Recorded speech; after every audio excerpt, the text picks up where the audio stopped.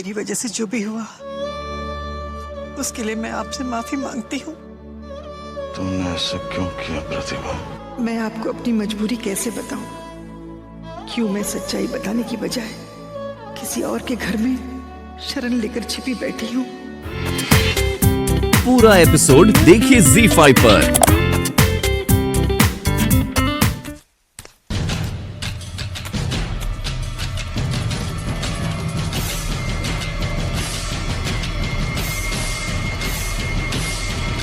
यशोधरा, यही सोच सोच कर परेशान हो रहा हूं।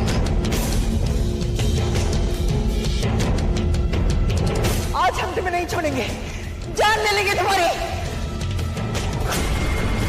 अब जब भी कनिका की शादी की बात चलेगी, लोग वही बात फिर से दोहराएंगे कि बिन मां की बेटी है, संस्कार नहीं है उसमें, वगैरह वगैरह वगैरह। लड़की होने की यही तो त्रासदी है। अब उस दिन जरा देर क्या हो गई, उसे इल्जाम लगा दिया लापरवाह होने का, रिश्ता भी ठुकरा दिया हम लोगों ने। देखो यशोधरा, आगे से ऐसी बात ना हो, उसका ध्यान रखना होगा हमें, वरना कनिका की शादी कभी नहीं होगी।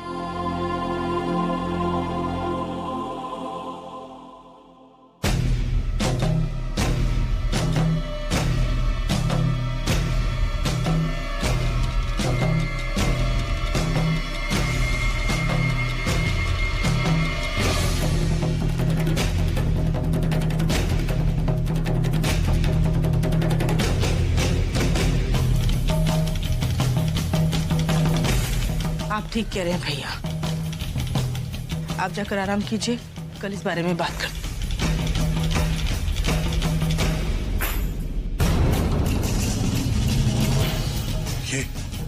ये आवाज कैसी?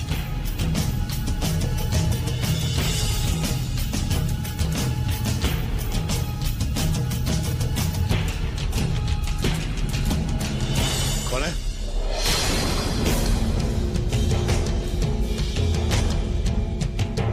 कौन है यहाँ?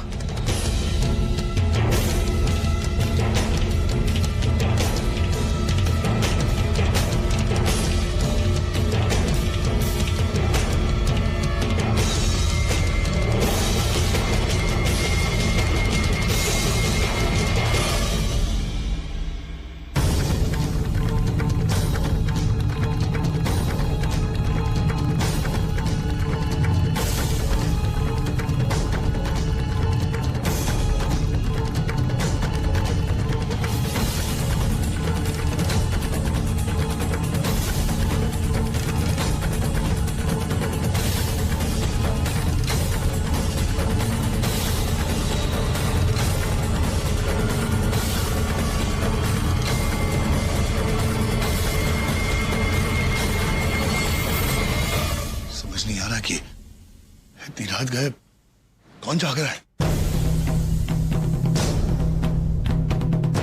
जान दीजिए ना भैया, होगा कोई, हो सकता है हवा का झोंका हो, शायद कुछ गिर गया हो उससे। हाँ शायद। यशोधरा, जानती हो तुम, ये जब से लड़के वाले कनिका के बारे में अनाप शनाप बकर गए हैं, तब से उसके भविष्य को लेकर मुझे बहुत डर लगता है। और यहाँ पे करण जब से सिंगापुर से आया है, अजीब सी हरकतें करने लगा है। और उस सिंगापुर वाली औरत के बारे में जो उसने बताया, तब एकदम से डर लगने लगा कि पता नहीं क्या होगा। यहाँ जीजा जी सदमे में है और बहुत परेशान हूं मैं यशोधरा। समझती हूँ भैया, सब समझती हूँ। बदनामी से किसे डर नहीं लगता।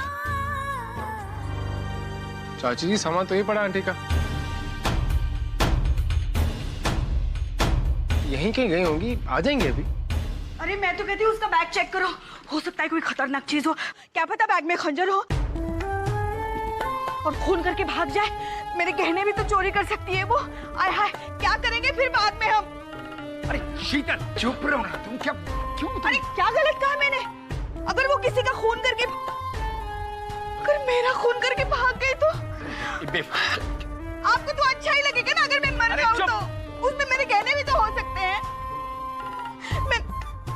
झुमके नहीं पहने, अपना आप दोनों जरा शांत रहिए। हार नहीं पहना। संस्कार, वो बैग तो चेक करो। बैग चेक करने में क्या हर्ज है? देख लीजिए, देखो यार, देखो बैग देख लो। चाची जी, घर का सारा सामान वैसा का वैसा ही है।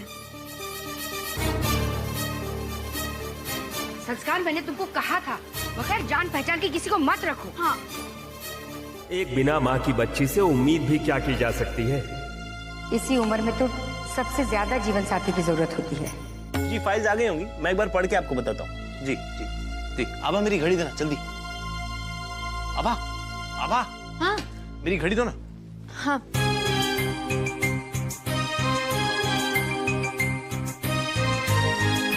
घड़ी घड़ी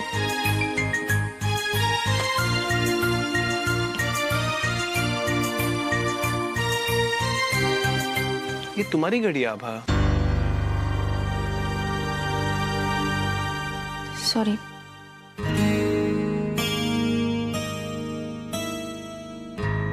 क्या हुआ?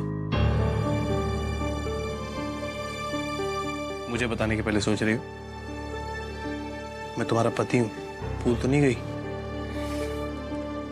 करण, वो कल जो लोग कनिका को देखने आए थे,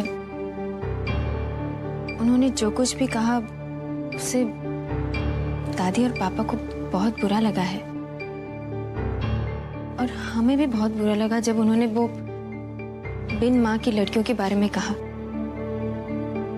पता नहीं लोग इतनी जल्दी दूसरों के लिए अपनी राय कैसे बना सकते हैं। बनाने दो, क्या फर्क पड़ता है? ऐसे लोगों के यहाँ हम अपनी कनिका की शादी नहीं करेंगे। वो सब तो ठीक है करण, पर सब लोग ऐसा ही सोचते हैं। अब हम पूरी दुनिया की सोच तो नहीं बदल सकते ना, हमें खुद की सोच बदलनी होगी। अब कनिका पूरी जिंदगी तो घर पे नहीं बैठ सकती, उसे भी जीवन साथी की जरूरत पड़ेगी। बल्कि हर किसी को जीवन साथी की जरूरत पड़ती है, फिर चाहे वो उम्र में बड़ा हो या छोटा।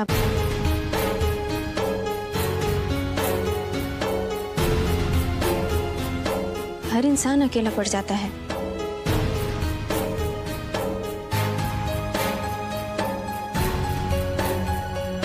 किसकी बात कर रही हो तुम? वो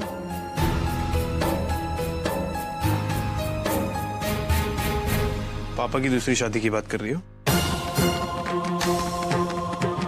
इस उम्र में पागल हो गई हो तुम। करण, समझने की कोशिश करिए करण। इस उम्र में शादी कंपेनियनशिप के लिए करते हैं, घर के रीति रिवाजों के लिए करते हैं। करण, आज पापा के पास सब कुछ है, घर है, परिवार है, बच्चे हैं, पर इस उम्र में जिस साथी, जिस सहारे की जरूरत है वो हम बच्चे भी उन्हें नहीं दे सकते। इस बारे में मुझे और बहस नहीं करनी।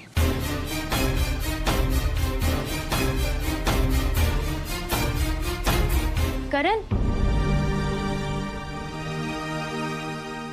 हम जानते हैं अपनी माँ की जगह किसी और को नहीं देख सकते आप, हम भी नहीं देख सकते, लेकिन पापा की खुशी के लिए यही एक रास्ता है। पूरा एपिसोड देखिए ZEE5 पर।